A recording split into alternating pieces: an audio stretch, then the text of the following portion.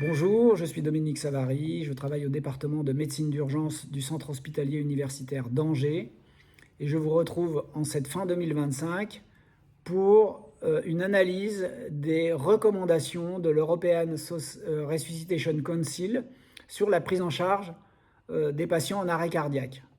Vous savez, ces recommandations sont écrites par un panel d'experts tous les 5 ans.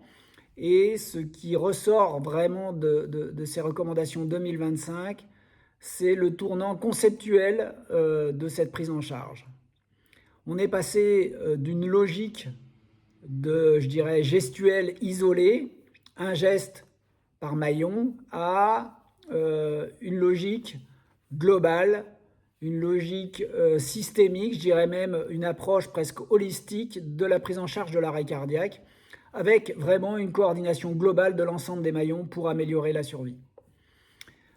Et donc, les recommandations insistent tout d'abord sur le rôle politique, sur le rôle éducationnel que doivent avoir les services de secours pour améliorer cette survie, avec la nécessité de la formation très précocement de l'ensemble des citoyens, puisque l'enfant, dès 4 ans, Kids Save Lives, doivent pouvoir commencer à apprendre les gestes qui sauvent, aller jusqu'à les 13-16 ans qui doivent être capables de réaliser des compressions thoraciques et de se déplacer pour aller chercher un défibrillateur entièrement automatique pour porter secours.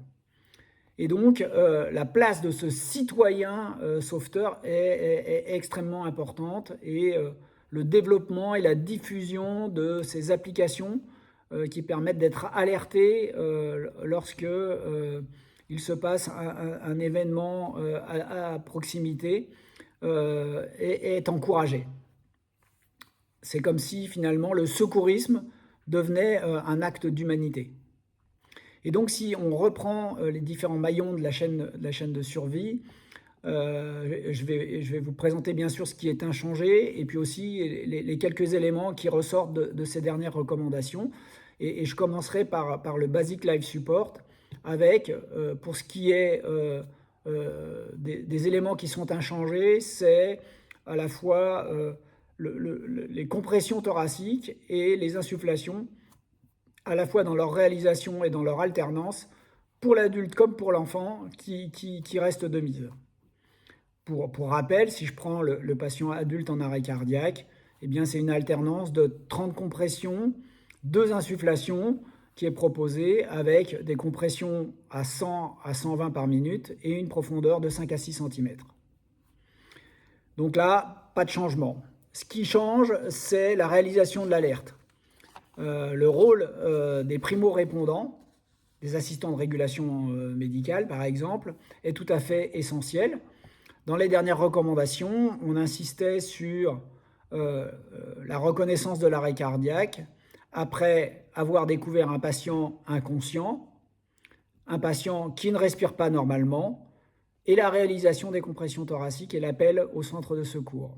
Aujourd'hui, ce qui est privilégié, c'est dès lors qu'il y a découverte d'un trouble de conscience, c'est l'appel au centre de secours et l'accompagnement par les assistants de régulation médicale de cet appelant pour vérifier la respiration anormale ou absente, aller chercher un défibrillateur de proximité et bien sûr déclencher des citoyens sauveteurs qui viendraient aider l'appelant à la prise en charge de cet arrêt cardiaque. Vraiment, l'idée, c'est d'interrompre le moins possible les compressions thoraciques avec une chest compression fraction qui est recherchée, c'est-à-dire vraiment la possibilité le moins possible de s'arrêter de comprimer à cette étape-là. Très important, il n'est pas évoqué l'utilisation de visorégulation, il n'est pas évoqué l'utilisation de l'intelligence artificielle dans ces recommandations. Et le fameux coup de poing sternal qui était réapparu récemment dans les dernières recommandations devant un patient qui s'est effondré devant l'appelant, n'est plus présent dans ces recommandations. Donc plus de coup de poing sternal. Pour la partie Advent la supporte, là aussi des choses inchangées. L'abord vasculaire privilégie la voie périphérique, et ce n'est qu'au bout de 2 échecs qu'une voie intra-osseuse est proposée chez l'adulte. Et les drogues utilisées restent l'adrénaline 1 mg toutes les 3 à 5 minutes et l'utilisation de cordarone en cas de rythme choquable, 300 mg puis 150 mg, là aussi chez l'adulte. Dans les médicaments, pas de place pour le calcium, pas de place pour les bicarbonates, pas de place pour les corticoïdes et pas de place pour le magnésium. Pour la ventilation, c'est une approche graduée qui est proposée. Possibilité de faire une ventilation au ballon autoremplisseur, mais plutôt à 4 mains, c'est-à-dire 2 sauveteurs, un qui maintient la tête en arrière, la bascule de la tête en arrière et le masque facial, pendant que l'autre réalise l'insufflation jusqu'à la surélévation du thorax. Possibilité d'utiliser des dispositifs supraglottiques et de privilégier plutôt l'AIGEL comme dispositif. Et enfin, pour les systèmes de secours médicalisés tels que le nôtre en France, l'intubation orotrachéale reste de mise et la ventilation mécanique à l'aide de respirateurs pour les patients.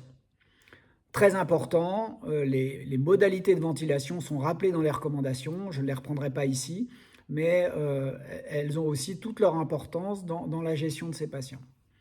Et bien sûr, le suivi du tracé de l'ETCO2 est rappelé et souligné dans les recommandations.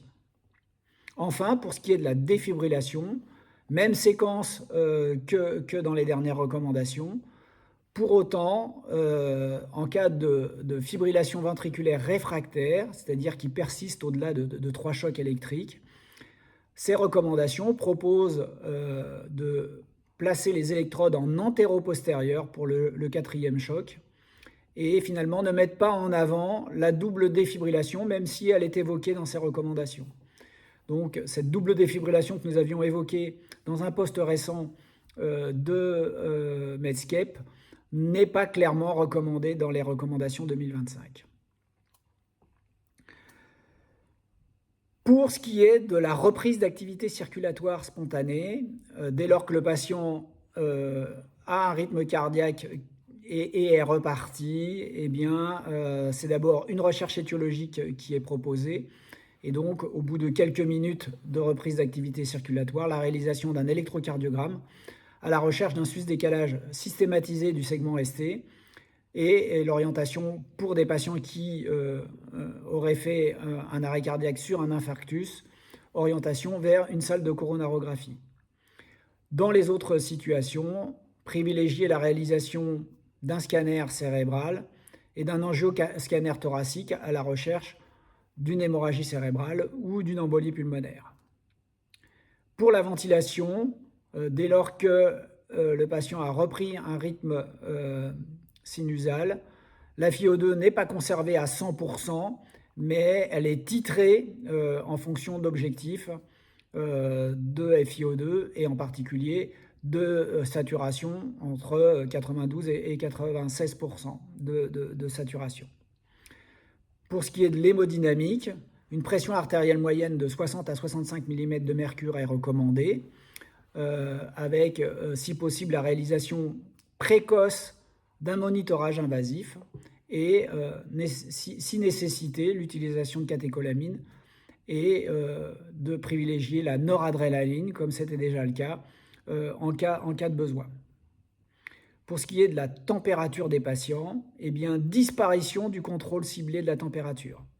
Et donc, il ne reste dans les recommandations que la lutte contre l'hyperthermie qui doit être réalisée dès lors que la température dépasse 37,5 degrés chez ces patients. Pour la sédation du patient qui a repris une activité circulatoire, il faut privilégier des drogues à demi-vie courte et éviter la curarisation, sauf en cas de syndrome de détresse respiratoire aiguë. Pour ce qui est de la pronostication de cet arrêt cardiaque, il faut la faire vers la 72e heure, bien sûr.